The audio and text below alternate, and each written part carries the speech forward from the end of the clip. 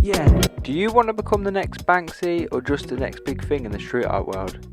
And this video will help you with all the tips you need to create your very own graffiti stencil.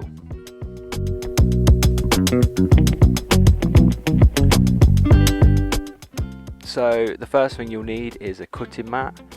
I recommend getting one because it does make it a lot easier when you're cutting out your stencils. Then we'll need a cutting tool. I would use this Swan Morton scalpel with a 10A blade, super sharp, be careful.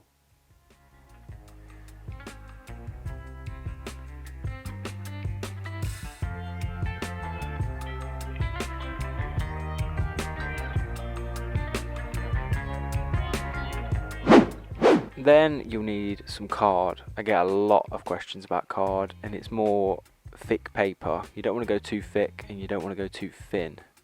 Too thin will just rip immediately, and too thick you're not going to be able to cut it. So it's up to you, it's your judgment.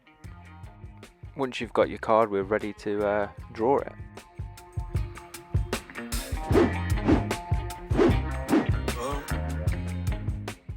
So I've gone with this nice simple little Elvis design. I would recommend, if you're new to stencil art, and just go simple. You don't need to rush it. It will make it a lot easier for you to learn.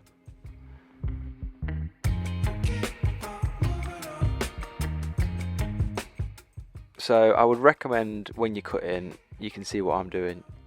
Don't stick to the lines as much, wiggle a bit, because it makes it look a lot more, I don't know, dynamic is the word, I don't know. But it just makes it look better. You'll know what I mean.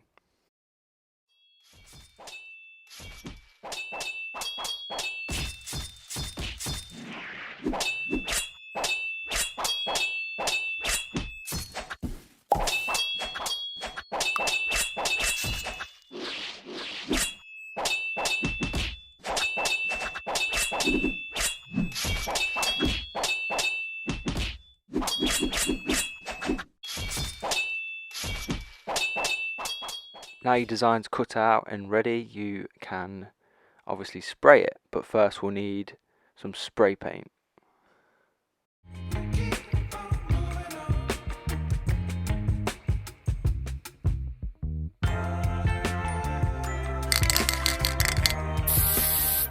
So the spray paint I mostly use is Montana 94 with a little banana cap or universal, but you can use whatever spray paint you want as long as it sprays. Duh. And then you'll need a little protective glove so you don't get spray paint all over your hands and on your nails. Trust me, it's a nightmare.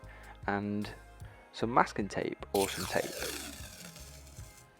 So now you can put your stencil on the surface you want, tape it on, and we're ready to go, ready to paint.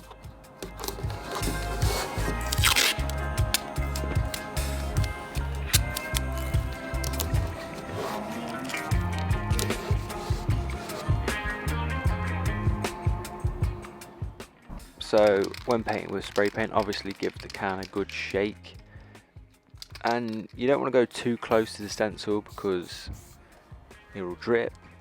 Give it a quick test like I've just done there. You don't want to go too close and you don't want to go too far, so you just want that little sweet spot where it's more dust. Obviously if you want drips can look good in some paintings like this, but let's start basic first. Give it a quick light dusting.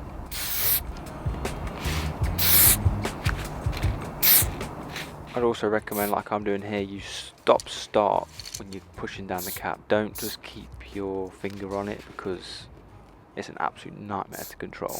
With the start as well, it gives you more time to move your finger to get cleaner lines, because obviously you're pushing down the stencil, so it'll give you a lot cleaner lines.